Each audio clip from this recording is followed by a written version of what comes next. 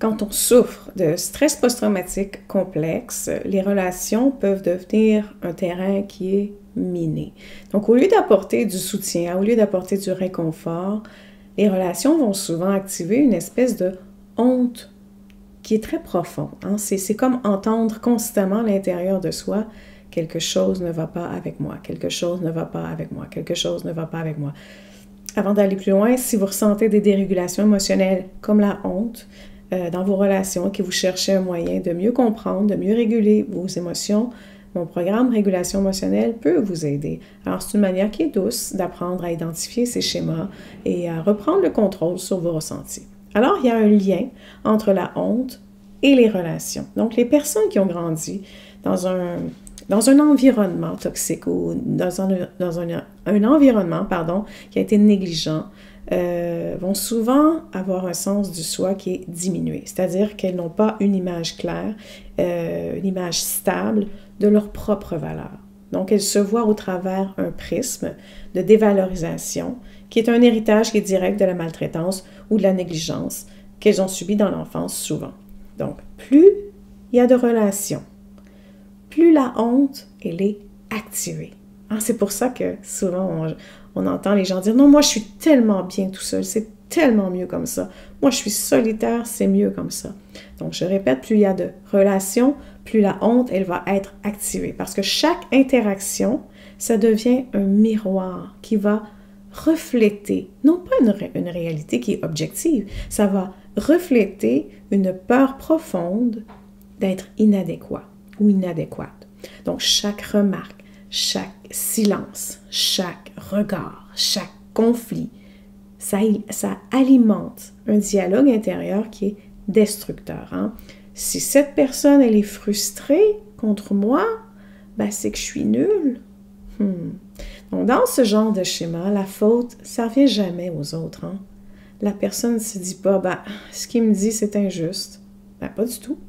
C'est le contraire. Ce qu'elle pense, immédiatement, c'est, elle a raison. Elle a raison, cette personne-là, c'est moi le problème.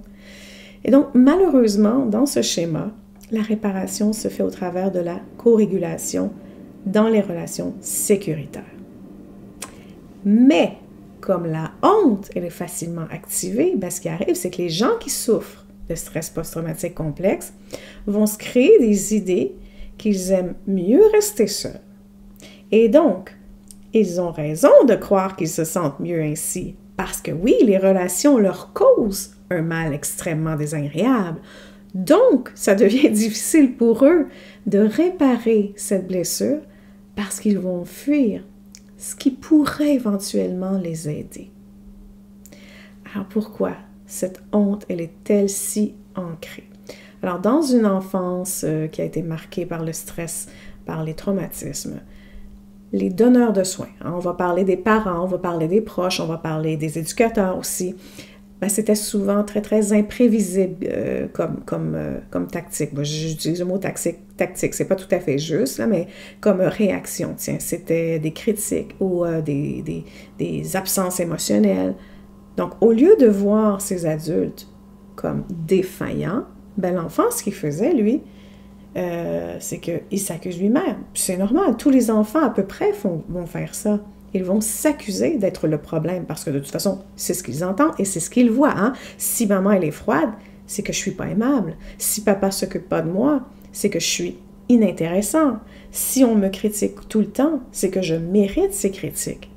Donc, les messages deviennent des schémas inconscients qui vont dicter toute la vie relationnelle à l'âge adulte.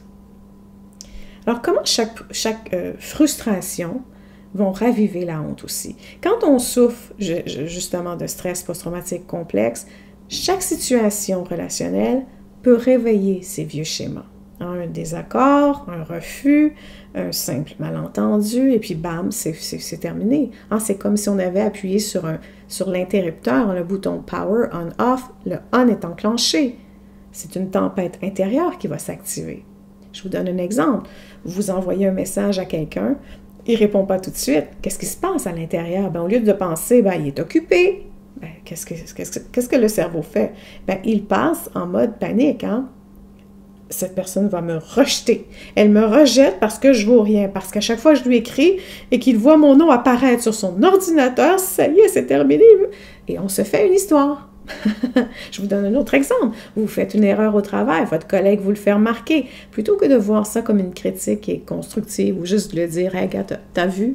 C'est ce qui s'est passé, c'est pas grave. Ben, vous allez ressentir une immense honte, un besoin de vous cacher.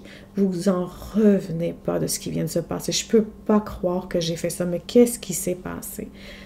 Donc, chaque frustration va venir nourrir cette petite voix intérieure qui répète « je suis un ou je suis une ratée. Je ne mérite pas d'être aimé. » Et même si c'est inconscient, même si vous l'exprimez au travers de la colère. Alors, comment on peut briser ce fameux cercle vicieux? Bien, de un, il faut prendre conscience de la honte. Hein? La première étape, comme dans toutes les étapes que je vous explique ici sur ma chaîne, c'est de reconnaître quand elle s'active. Donc, vous connaissez la première étape. Chez vous, toujours à la maison, vous êtes seul. Qu'est-ce qu'on fait? On reconnaît ce que l'on est, ce que l'on ressent, ce qui se passe à l'intérieur de soi. Donc, au lieu de la croire immédiatement, cette pensée, vous allez prendre un moment pour vous dire hey, « OK, là, c'est ma honte qui parle. » Ça ne veut pas forcément dire que c'est la réalité. La deuxième chose, vous allez remettre la responsabilité là où elle doit être. Alors, si un proche, il est injuste avec vous, c'est son comportement qui est problématique, pas vous. Si vous ressentez une honte intense après une interaction, vous allez vous demander, est-ce que je suis vraiment coupable? Ou est-ce que c'est une vieille blessure qui se réactive? Et j'en vis encore. Il y a un certain type de personnalité qui ravive cela chez moi. Et souvent, je vais dire, c'est beau, demain, ce sera terminé. Je vais gérer tout ça cette nuit et ça va aller mieux demain. Ça fait du bien.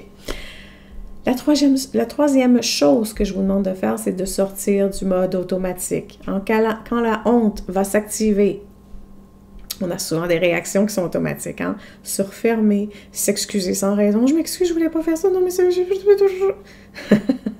Chercher à plaire, hein? Chercher à plaire. People pleaser en anglais. Je vous en prie, on arrête ça.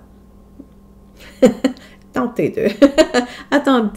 de faire des pas vers le « Wow, c'est un automatisme que j'ai. Non, je ne veux pas être ceci. » Donc, vous essayez de ralentir et de respirer avant d'avoir une réaction qu'on pourrait presque qualifier d'action, parce que parfois, pour nous, c'est tout à fait normal et c'est légitime et c'est notre personnalité. Je suis comme ça, j'aime que les gens soient heureux. Pas tout à fait. Donc, vous le percevez comme une action qui est en fait une réaction, un mécanisme de protection. Et vous allez aussi, enfin, travailler sur l'estime de soi. Hein? Petit à petit, vous allez reconstruire une image de votre soi, hein, qui est plus juste, qui est moins conditionné par le passé. Alors, c'est un travail qui peut être fait avec un professionnel. Vous pouvez le faire au travers d'exercices à la maison, au travers d'exercices de régulation émotionnelle. Tout ça, c'est faisable. Alors, vous n'êtes pas votre honte.